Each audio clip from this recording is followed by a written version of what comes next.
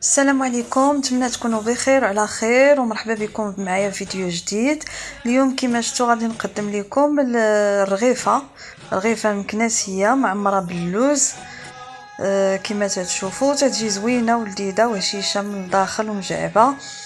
اذا اول حاجه غادي ندوزو المقادير. عندي هنا معلقه ديال الخرقوم، 2 معالق كبار ديال السكر كلاصي اللي طحنت فيهم شويه ديال المسكه حره، وعندي 2 معالق كبار ديال الزيت، معلقه صغيره ديال القرفه، 2 معالق كبار ديال الزنجلان اللي مطحون، 2 معالق كبار ديال النافع مطحون، و2 معالق كبار ديال الزبده مذوبه. عندي العقده ديال اللوز، وخماره وحده من فئه 7 غرام ديال الحلوى، وعندي شويه ديال الزنجلان للتزيين. وهنا غادي ندير القياس ديال نص كيلو ديال الطحين. لكم الاختيار شحال ما ضاعفتوا الطحين ضاعفوا المقادير مع الطحين. اذا ندوزو الطريقه على بركه الله. عندي الطحين اللي غربلته مزيان، الدقيق الممتاز ديال الحلويات، درت فيه ديك 2 معالق ديال الزيت و2 معالق كبار ديال الزبده مذوبه. خليت شو معلقه كبيره اللي غادي نديرها في العقده ديال اللوز. درت 2 معالق كبار ديال الزنجلان مطحون، وملي يكون مطحون مزيان ومغربل باش ما يقطعناش العجينه ديال الرغيفه ملي نكونوا تنطلقوها. وكذلك النافع حتى هو 2 معالق كبار عامرين. النافع يكون البلدي مزيان باش يعطينا مذاق زوين، حتى هو مطحون ومغربل مزيان. وعندي هنا الخرقوم تيبقى اختياري، بغيتي ديري زعفران شعره ديريه في شويه ديال الماء ولا الماء زهر وخليه تيطلق وديريه. والخرقوم تيعطينا غير لون زوين للرغيفه ديالنا. ودرت ديك 2 معالق كبار ديال السكر اللي طحنت فيهم المسكه حره، ودرت معلقه صغيره ديال القرفه والخماره ديال الحلويات. صافي تندير المقادير كامله مع الطحين وغادي نبدا تنجمع العجينه. بالنسبه للعجينه عندي هنايا نص كاس ديال الماء زهر ونص كاس ديال الماء دافي اللي غادي خلطتهم وغادي نجمع بهم العجينه. ما بغيتيش ديري ماء زهر تيبقى اختياري، ولكن هو تيطلق لنا ديك النكهه ديال الماء زهر. ولا عندك شويه ديال روح ماء زهر ديريها في الماء وخلطي بها حتى هي. بالنسبه لنص كيلو ديال الطحين خلطته هنايا ب2 كيسان ديال العنبه ديال الماء دافي. الماء ما يكونش بارد وما يكونش سخون بزاف، من الاحسن يكون دافي. صافي تنجمع العجينه. القوام ديال العجينه ما تكونش قاصحه بزاف وما تكونش خفيفه بزاف، المهم تكون جامعه راسها كما تشوفوا. صافي جمعت العجين وبقيت تندلك فيه مده ديال 10 دقائق اولا 15 دقيقه. وانا تندلك من الاحسن الرغيفه ندلكوها مزيان نعطيوها الدليك. هنا راه سرعت الفيديو باش ما يجيكمش طويل. دلكتها واحد المده ديال 15 دقيقه وانا تندلك فيها حتى طلقات العجينه مزيان. ودابا غادي ندور عليها بلاستيك غذائي ونخليها واحد 15 دقيقه عاد نبدا نخدمها حتى تطلق حتى تسخن العجينه باش تعطينا الطوع في الخدمه. المهم ما بين 15 حتى 20 دقيقه. هنايا من بعد ما طرخات لي العجينه وجدت اللاطه اللي غادي نحط فيها الكويرات ديالي وشويه ديال الزيت اللي غادي نفرق به العجينه الرغيفه ديالي. ضروري بشويه ديال الزيت. وديك العقده ديال اللوز درت فيها معلقه ديال الزبده مذوبه ومعلقه ديال العسل والراس المعلقه ديال القرفه، اولا الا بغيتي ديري سمينه حتى هي تزيديها تعطي مذاق زوين للعقده ديال اللوز. صافي وتنطحن القياس ديال اللوز النص ديالو ديال سنيده، طحنته مع السكر ودرتو كويرات باش غادي نخدم به الرغيفه. هنا العجينه قسمتها على 2 ودرتها هكا حرابل طوال 2 حرابل طوال باش تساعدني في التقطاع بلا ما نبقى تنكور العجينه بيدي. هكذا من الاحسن تعطيك الطوع وتعطيك حتى القياس مزيان.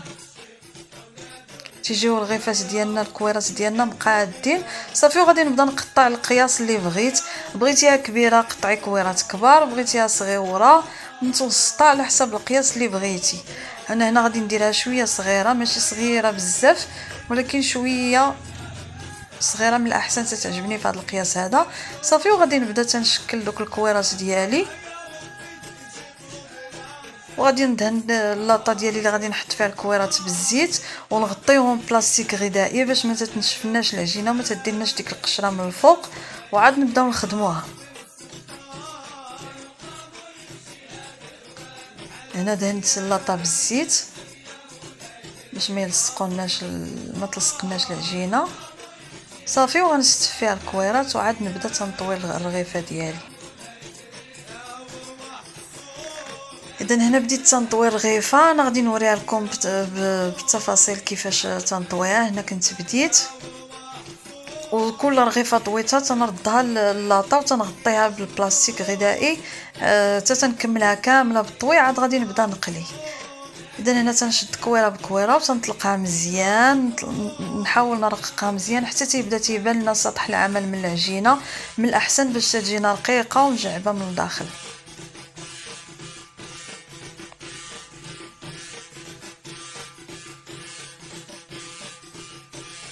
هانتوما كما شفتوا طلقتها مزيان، ولا كنا غادي نديروها خاويه فرا تنطويوها هكا على 4 بحال شكل مسيمنه. الا كنا غادي نعمروها باللوز تنطويو الطويه الاولى باش ملي تنكونوا تنقليو ما يخرجناش اللوز من العجينه. من الاحسن نديروا لها الطريقه هذه، نطويو الطويه الاولى وعاد نحطوا ديك شويه ديال اللوز اللي غادي نديرو لداخل، وعاد نكملوا الطويه ديال الرغيفه على 4 على هذا الشكل كما تتشوفوا صافي. وغادي نستمر بنفس الطريقه حتى نكمل اللاطه ديالي كامله، نكمل دوك الكويرات ديالي كاملين. عاد ان شاء الله غادي نبدا نقليها. تنبداو بالاولين اللي طوينا الاولين باش تكون ترخات. وواحد نصيحه، من الاحسن منين نطويو الرغيفه هكا ما نضغطوش عليها، نخليوها حتى ترتاح حتى نبغيو نقليو. منين نكونوا غادي نديروها في المقله عاد تنضغطوا عليها واحد شويه باش ما تتعجنش وما تتلاصقناش العجينه باش تجينا مجعبه. نخليوها حتى ترخى عاد نضغطوا عليها غير واحد شويه، ما نضغطوش بزاف، عاد نديروها في المقله.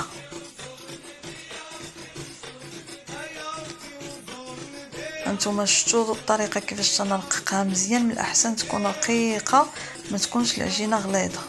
غادي نطوي الطويه الاولى وغادي نحط هذيك الكويره ديال اللوز ديالي تنبسطها على هذا الشكل ونحطها. وانا تنخدم وانا ما تنحاول ما نضغطش، غير تنقيسوا العجينه باش تتقاد وما نضغطوش بزاف.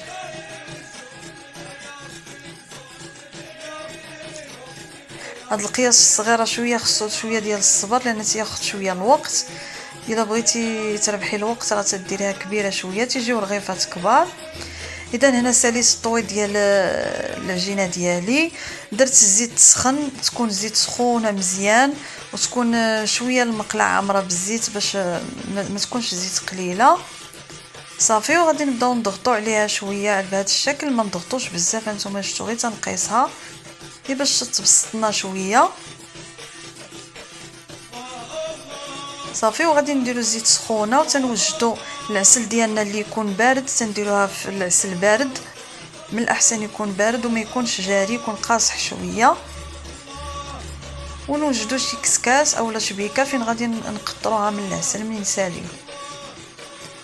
اذا هنا تنديرها في زيت سخونه، ومني تسخن ليا الزيت ندير العافيه متوسطه ماشي مهيله بزاف ولكن متوسطه فاش نقلي. هاد المرحله مهمه. منين نحط الرغيفه ديالي نبقى نهز معلقه ونبقى تنلوح عليها هكا الزيت من الفوق باش تتجعب، ما تجيش صامته الرغيفه، تتجعب وتتحل من الداخل. هانتوما كل ما تنلوح عليها الزيت تتنفخ في البلاصه.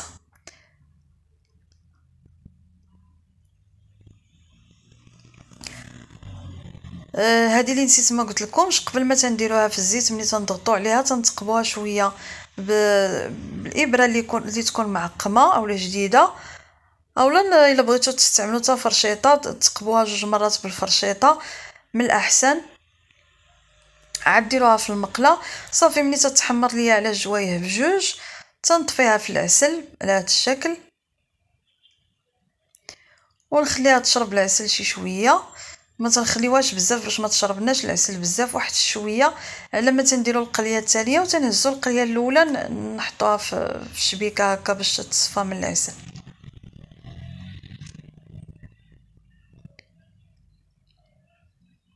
ما نجهدوش عليها البوطه باش ما تتخطفناش، باش تجي مقرمله مقرمشه من الداخل ومجعبه، لان الا تخطفات تجي معجنه من الداخل.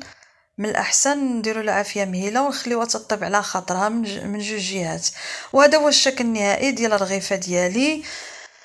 نتمنى تعجبكم، وهذا القياس راه زوين بزاف، تيجي الرغيفه تتكون ناجحه 100% وتتجي رغيفه زوينه مقرمشه ومن الداخل معمره باللوز. بغيتو ديروها خاويه تديروها خاويه نفس الطريقه، ما تديروا لهاش اللوز.